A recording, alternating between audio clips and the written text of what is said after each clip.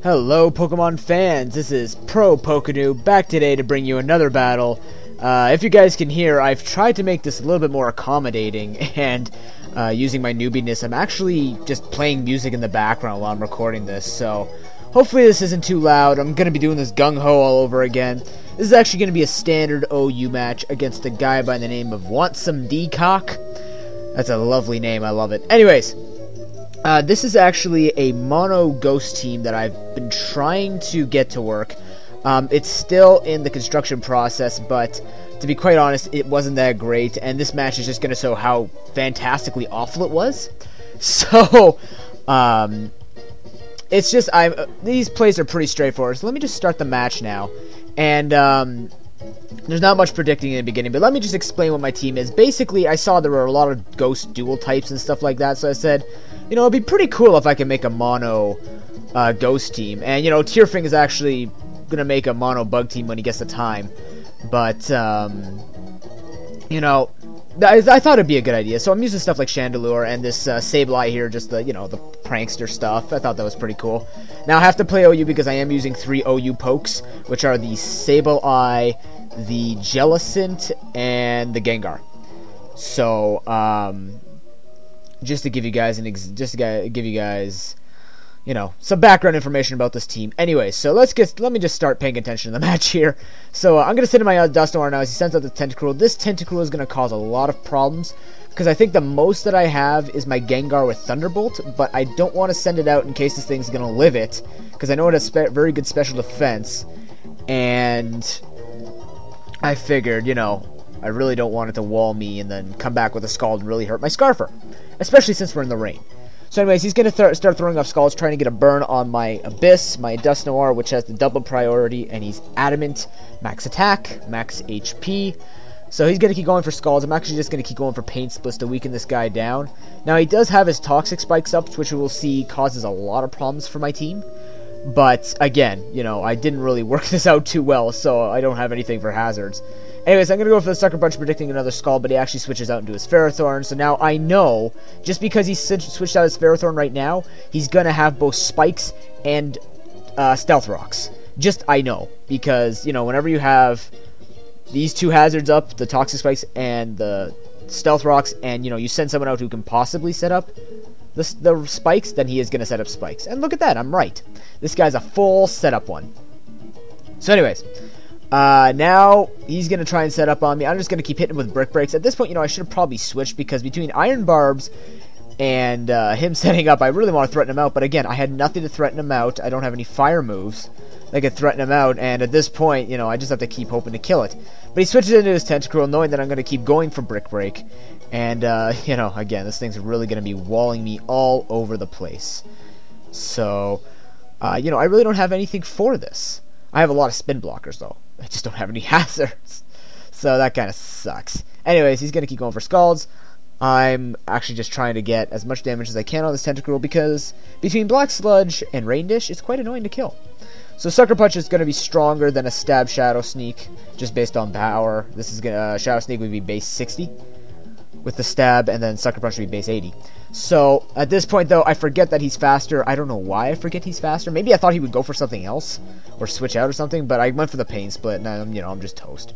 So Tentacruel being a pain in the butt. Now I'm gonna switch into my Shade, thinking, you know, at 2/3 of his health left, I'm gonna go for a Shadow Ball, predicting a switch. And he actually just scalds me, and that was bad. I should have gone for the T-Bolt, you know, because I don't think he would have walled me with any ground type. I think he had Gastrodon. I'm not sure. Anyways, he's going to go for the Protective Check to see if I'm Scarfed in any way or Choiced in any way, and I am.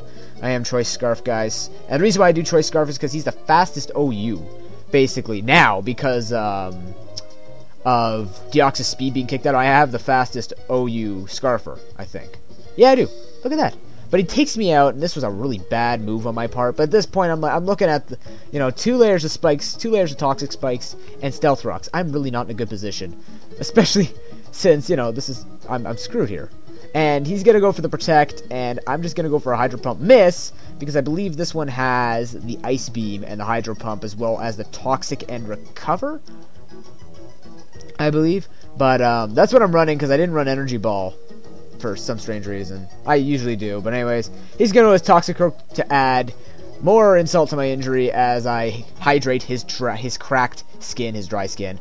Anyways, I hate this thing. He's going to make a triple switch into his Jolteon, maybe thinking I'm going to switch out, and I do switch out. Look at that. I go into my Golurk. Now, I actually get the favorable switch in because I'm ground type. This is my ground type here, so what I'm going to do is I'm going to think he's going to switch out, so I'm just going to go for an unprotected Focus Punch. And look at this. He actually goes for the substitute, which is hilarious because I'm going to punch a substitute in the face with a Golurk. And, you know, with Iron Fist, that's just funny if I could actually hit the Jolteon. But, you know, can't get everything I want, right? Now, I'm going to think he's going to go for another sub, so I'm just going to go straight for the EQ just to be safe, because if he does switch out, you know, the most he can do is switch into something that can resist the Earthquake or, you know, avoid it.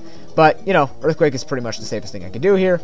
I'm just going to go for Focus Punch, thinking he might switch out, but he actually makes an excellent play and goes for the Baton Pass, and what that means is he can actually see what I'm going to do to see if I actually go for the Focus Punch, and then switch appropriately into his Tentacruel. So once again, Tentacruel being a pain in my butt, I am quite literally being tentacle massacred here.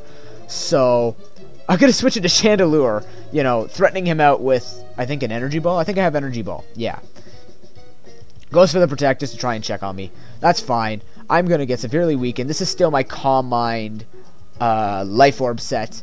So he's going to switch out. He's going to go into his Politoed, which was a really, I don't know, maybe he was just checking me, but I go for the Energy Ball. Maybe he knows he doesn't need this thing anymore, but now he sees that I'm Life Orb, which is bad, but now he's going to go with his Dragonite, and I'm thinking, okay, you got to be scarfed, but he's not, so he's just doing that, and I'm guessing maybe Bandit or Bulky, or I don't even know, but he goes for the Waterfall, which, you know, to be quite honest, guys, I thought that would be appropriate on a rain team when you use a Dragonite, to use Waterfall or some water move.